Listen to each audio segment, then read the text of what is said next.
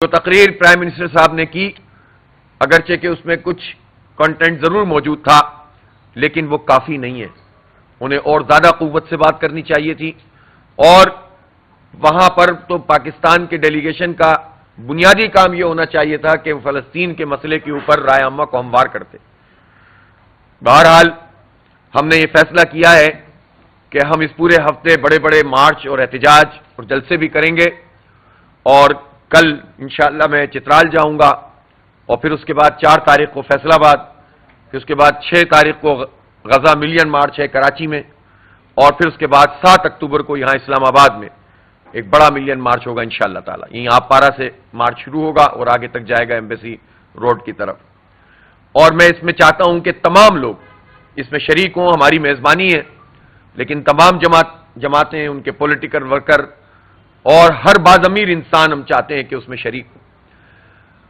صرف اس پروگرام کے لیے نہیں بلکہ ہم نے 7 اکتوبر کے لیے پورے ملک میں بھی یہ اعلان کیا ہے، اور ہم اس سلسلے میں ہر طبقہ زندگی کے لوگوں سے رابطہ کریں گے.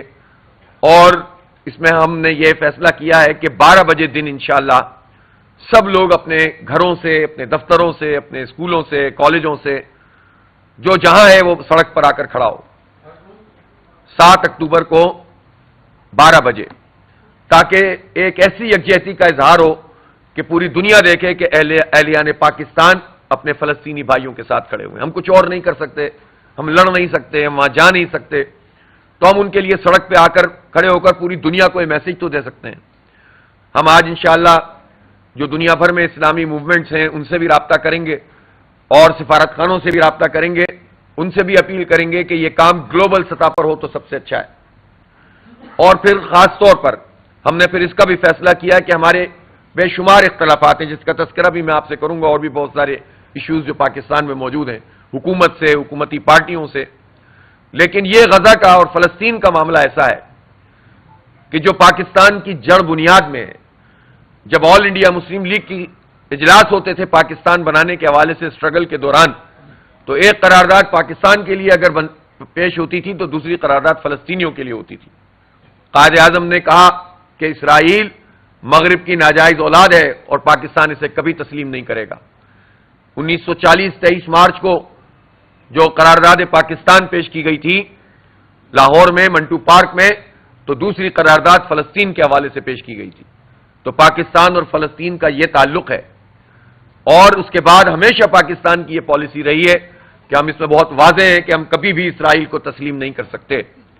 ہم نے فیصلہ کیا ہے کہ اس ایک پوائنٹ پر، اس یکجہتی کے اظہار کے لیے ہم تمام سیاسی جماعتوں سے رابطہ کریں گے، اور آج سے ہم نے اس عمل کو شروع کیا ہے. اور آج انشاءاللہ ہم پاکستان تحریک انصاف سے رابطہ کریں گے، اور ہم اس سلسلے میں حکومت سے بھی بات کریں گے، اور حکومت کے پرائم منسٹر ہوں یا پریزیڈنٹ ہوں یا جو لوگ بھی، اور پارٹی کے لوگ ہوں، چاہے وہ مسلم لیگ ہو، این پی ہو، کوئی بھی جماعت ہو، اور ہم سب سے رابطہ کریں گے. علماء کرام سے رابطہ کریں گے، وکلاء سے، سول سوسائٹی سے، دانشوروں سے، ادیبوں سے، طلباء سے، سب سے درخواست کریں گے کہ اس موقع کے اوپر ہم یکجہتی کا اظہار کریں، اور 7 اکتوبر کو پورا پاکستان فلسطینیوں کے لیے کھڑا ہو.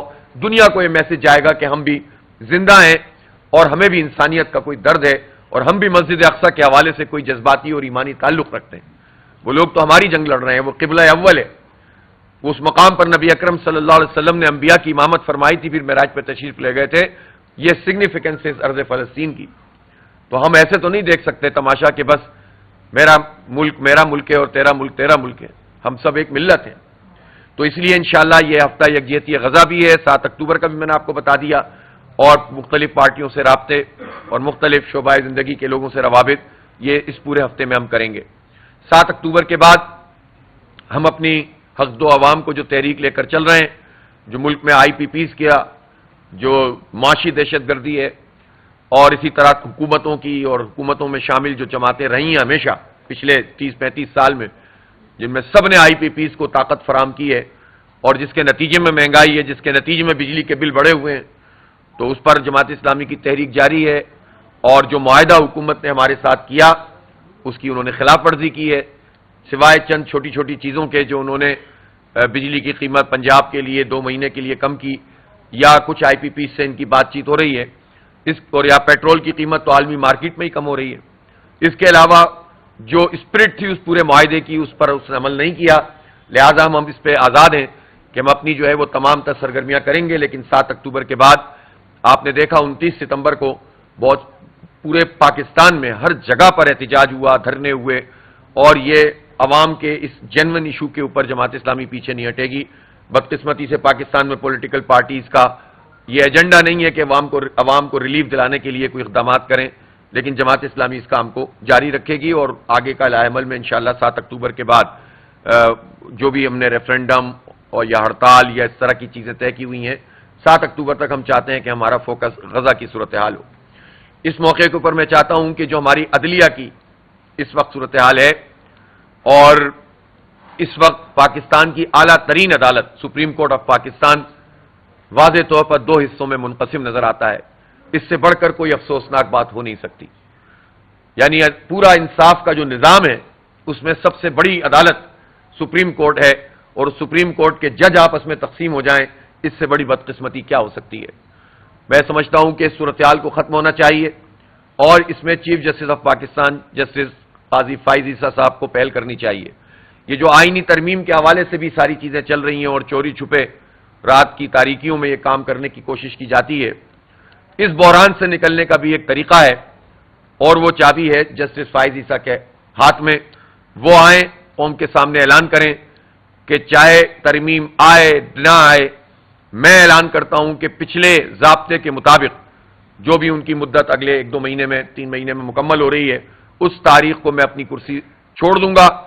اور 25 دن رہ گئے 25 دن کے بعد میں چیف جسٹس آف پاکستان نہیں رہوں گا. اور اب حکومت اور پارلیمنٹ کا کام ہے کہ وہ کیا کرتی ہے، لیکن میں چیف جسٹس آف پاکستان نہیں رہوں گا. اگر جسٹس قاضی فائز عیسیٰ بڑے پن کا مظاہرہ کر کے یہ اعلان کر دیں تو یہ بحران ختم ہو جائے گا، اور تاریخ میں ان کا نام اچھے طریقے سے لیا جائے گا. اور اقبال نے ایک شعر کہا تھا، دل کی آزادی شہنشاہی شکم سامان موت، فیصلہ تیرا تیرے ہاتھوں میں ہے دل یا شکم. قاضی فائز عیسیٰ صاحب دل کی بات مانے، حق کی بات مانے، سچ کی بات مانے، یا شکم کی بات مانے، یا آپ کے پاس ہے. آپ کے ایکسٹینشن کے نتیجے میں پاکستان میں آئینی بحران پیدا ہو گیا ہے، پاکستان میں عدالتی بحران پیدا ہو رہا ہے. تو اس میں آپ کو پہل کرنی چاہیے اور اس سے اس بحران کو ختم کرنا چاہیے. لیکن حکومت کیا کر رہی ہے؟ حکومت تو جال سازی کر رہی ہے. پہلی بات تو یہ ہے کہ یہ آئین کی رٹ لگاتے ہیں. یہ کس آئین اور کس ضابطے کے تحت حکومت میں شامل ہوئے ہیں سارے لوگ؟ فارم 47 کے نتیجے میں جو حکومت بنی ہے، جو پارلیمنٹ بنی ہے، اس کی اپنی کیا ساکھ ہے، کیا اس کی جو ہے وہ کریڈیبلٹی ہے کہ جس کی بنیاد پر وہ اتنا بڑا فیصلہ کرنے کے جائیں کہ آئین کے بنیادی ڈاکومنٹ میں تبدیلی کر دیں؟ یہ کسی صورت میں بھی قابل قبول نہیں ہے. میں اس میں ایک بات اور بھی کہنا چاہتا ہوں کہ سیاسی جماعتوں کو بھی حکومت کے اس جال میں نہیں آنا چاہیے کہ وہ کہیں کہ اس حصے کو مان لیں اور اس حصے کو نہیں مانیں، اس پیکیج کو مان لیں اور اس پیکیج کو نہ مانیں. یہ راستہ تو خود حکومت کے فیور کا راستہ ہوتا ہے، کنفیوژن پیدا ہوتا ہے. تو جو بھی شقوار مطالعہ کر رہے ہیں اور ایک حصے کو تسلیم کر رہے ہیں اور دوسرے کو نہیں کر رہے ہیں، ان سے میری یہی گزارش ہے کہ یہ کنفیوژن نہ پیدا کریں اور کلیتاً اس پوری ترمیم کو مسترد کیا جائے، اور ایک مرتبہ یہ سپریم کورٹ کا معاملہ سیٹل ہو جائے، پھر وہ ساری چیزیں کہ جن کا تعلق ججوں کی ایکسٹینشن سے نہیں ہے، جن کا تعلق اپنی مرضی کی عدلیہ قائم کرنے سے اور ججوں چیف جسٹس کے تقرر کے پروسیس سے نہیں ہے، اس کے علاوہ جو بھی ترمیم ہے بعد میں دیکھتے رہیں. لیکن اس وقت تو اگر کسی بھی ترمیم پر گفتگو کی جائے گی یا اس کی شق پر گفتگو کی جائے گی تو اس کا فائدہ ان طالع آزما لوگوں کو ہوگا کہ جو اپنی مرضی کا چیف جسٹس چاہتے ہیں، اپنی مرضی کے جج چاہتے ہیں، اپنی مرضی کی عدلیہ چاہتے ہیں اور اپنی مرضی کا انصاف چاہتے ہیں. تو لہذا یہ جو ڈکٹیٹرشپ والا مائنڈ سیٹ ہے یہ ختم ہونا چاہیے. بہت بہت شکریہ.